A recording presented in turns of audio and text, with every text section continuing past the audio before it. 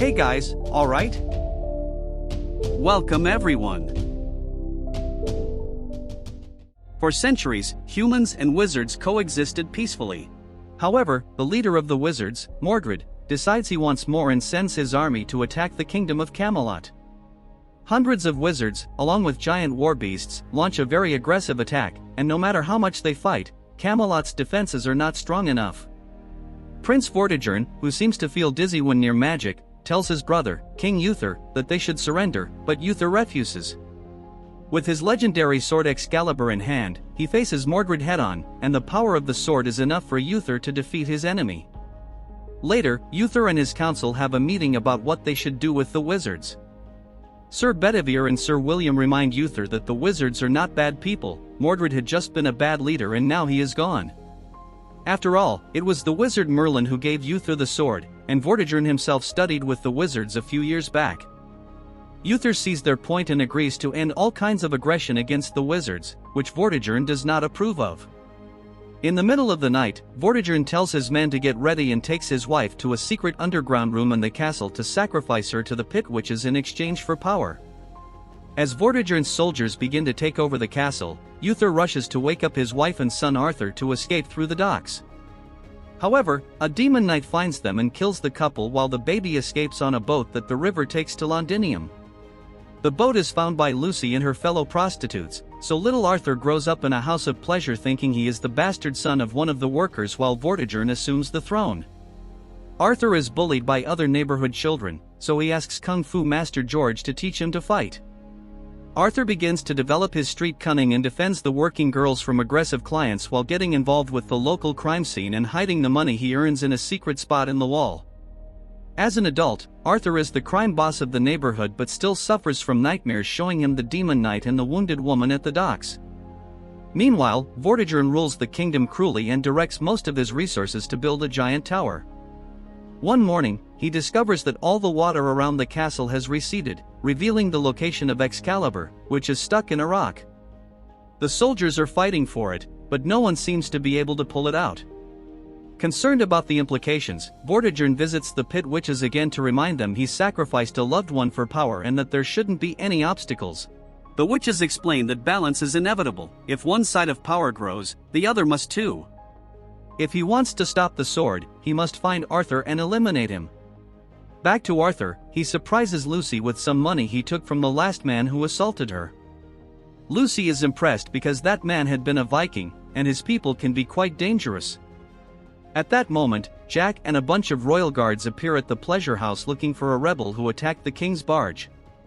Arthur is no fan of the king, but doesn't want to put his loved ones in danger, so when he finds William hiding in the pleasure house, he hands him over to the guards. Then Jack requests a private meeting with Arthur and his childhood friends Tristan and Backlack, wanting to know what's going on. Arthur explains he took money from the Vikings because they messed with Lucy and George, and he pretends that his crew actually didn't use violence. Jack also asks about the graffiti that the neighborhood kids have been painting all over the city announcing the return of the born king, but Backlack promises he already told his son Blue to stop. Obviously, Jack doesn't believe a word and asks Arthur to be more careful because the Vikings are under the king's protection. A few days later, Vortigern checks with his guard Mercia about the sword, but unfortunately, no one in the royal army has been able to retrieve it. Soldier Mercia is worried because every day the rebels are getting stronger and people like Vortigern less and less. Vortigern asks Maggie, a lady from the king's court, about her people's opinion, unaware that Maggie secretly works with the resistance and lies when she says that people love their king. Pleased with this answer, Vortigern orders Mercia to focus on finishing the tower. In the middle of the night, Arthur is woken up by his friends, who warn him that the royal guards are coming after him. Arthur tries to escape, but the guards capture him in the streets and take him back to Camelot. At the harbor, there's a huge queue for the test, so Arthur cuts in line to avoid further waiting. As soon as Arthur grips the sword with both hands, the entire kingdom begins to tremble, and the runes on the sword glow. To everyone's surprise, Arthur pulls the sword from the stone, but the power overwhelms him so much that he faints. Later, Arthur wakes up in a cell with Vortigern. The king explains that the sword proves Arthur is Uther's son, but Arthur denies it, saying he's just a bastard of a prostitute who wants nothing.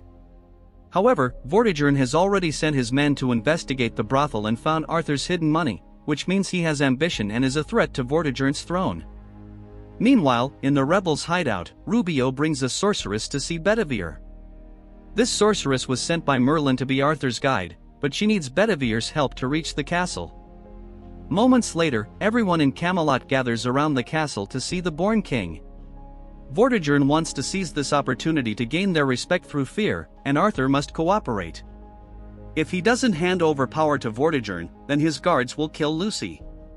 When they appear before the public, Arthur has the chance to grab Excalibur and defend himself, but Arthur refuses to protect those he knows. Arthur is called a disturber of the peace and must die for the good of the kingdom. As the guards are about to kill Arthur, the sorceress sends an eagle to stop the guards and causes all the horses and dogs to go mad. The crowd starts running, and the guards focus on protecting the king, giving Bedivere and the rebels the chance to rescue Arthur and retrieve Excalibur. Arthur escapes with the rebels and the sorceress by jumping into a river. Eventually, they reach the rebels' hideout, where Arthur is surprised to see that William has escaped from prison and is there with them. Bedivere and William explain that Arthur's neighborhood was set on fire, and he cannot go back. They also want to see what he can do with the sword. Arthur pretends he doesn't want to fight before easily beating up some rebels. When it's William's turn, Arthur grabs Excalibur with both hands, and his mind fills with visions, causing him to faint again. Hours later, Arthur is awakened by the usual nightmares because the sorceress is performing a ritual to understand the sword. This time, the nightmare shows his younger self handing the sword to Uther, explaining the scars he has always had on his hands. The sorceress tells him he's resisting the sword, and Arthur denies it, saying he's not the legendary king they want. However, he agrees to give it a chance when the sorceress points out that she can rid him of the nightmares. Afterwards, the sorceress asks Bedivere to take Arthur to the Dark Lands. Arthur is left on an island, where the sorceress tells him he must reach the tower and touch the altar stone with the sword. Arthur isn't too worried because he thinks it'll be like camping, but after being left alone, he discovers the island is full of terrifying creatures. This forces him to use the sword more to defend himself, killing any monsters that cross his path. After a few days of brute survival, Arthur reaches the top of an ancient tower and places the sword in the altar stone, which immediately glows and scares off all the beasts. Magic takes over Arthur's mind and shows him the full memory of the night his family died. The demonic knight killed the queen, so Uther went after the knight with Excalibur. During the fight, Uther dropped his sword, and young Arthur returned it before his father told him to run. Young Arthur jumped on the boat and let the river guide him while closing his eyes to not witness his father's death. Excalibur fell onto Uther's back, turning him into the stone that took the sword to the bottom of the water.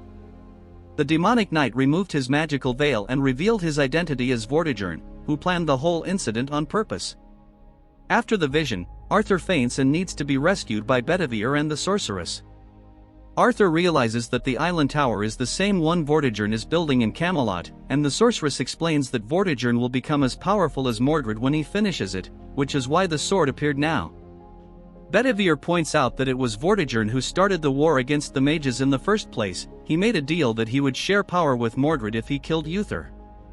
Mordred accepted, killed the Mage King, and took the royal staff to the tower to unlock the dark forces.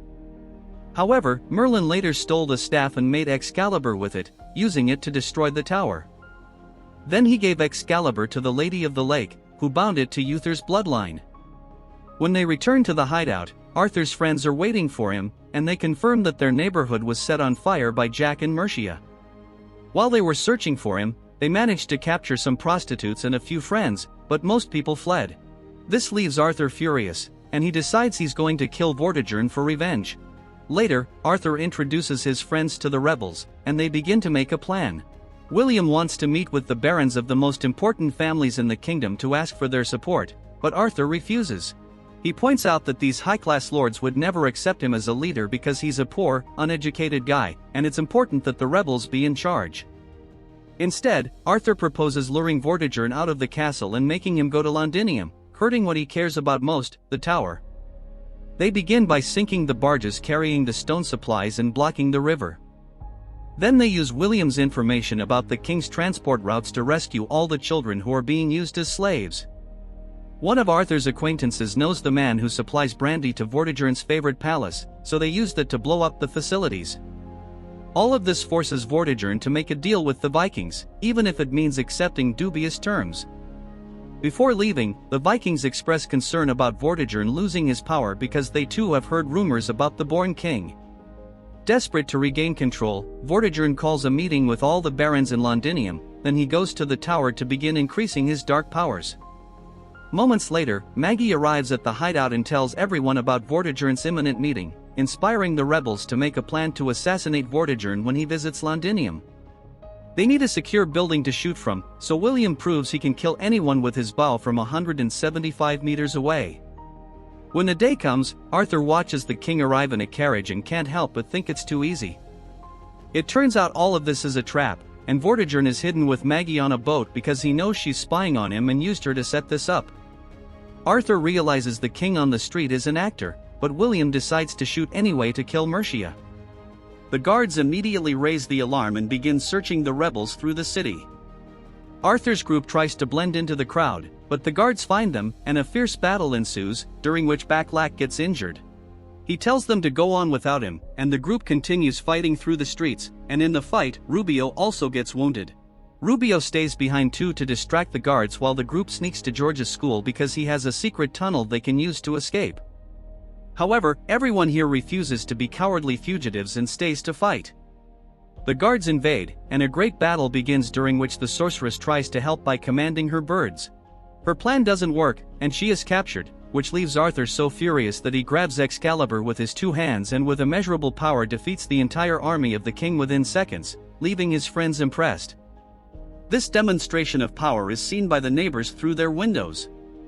Afterwards, the rebels hide in a safe house and decide to wait until dark for Backlack and Blue.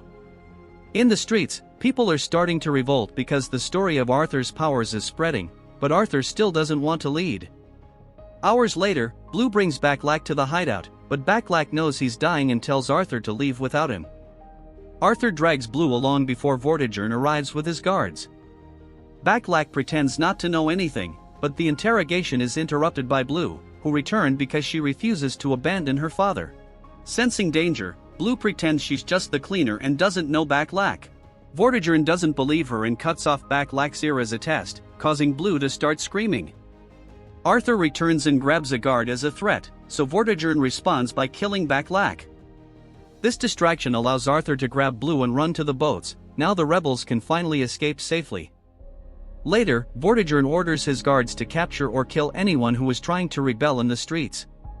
When they return to the hideout, Arthur thinks of all the lives that have been lost just because of him, so he decides to throw the sword into the lake and flee. The sword is found by the Lady of the Lake, and when Arthur falls into the mud, the lady grabs him to take him to her cave and show him what Vortigern will do if he isn't stopped. Arthur watches a vision of Camelot completely in ruins under Vortigern's cruelty and finally accepts the sword. Before letting him go, the lady reminds Arthur that Vortigern must be defeated in the tower and that Arthur must trust the sorceress to help him. Meanwhile, Vortigern captures Rubio and tortures him until he gives information.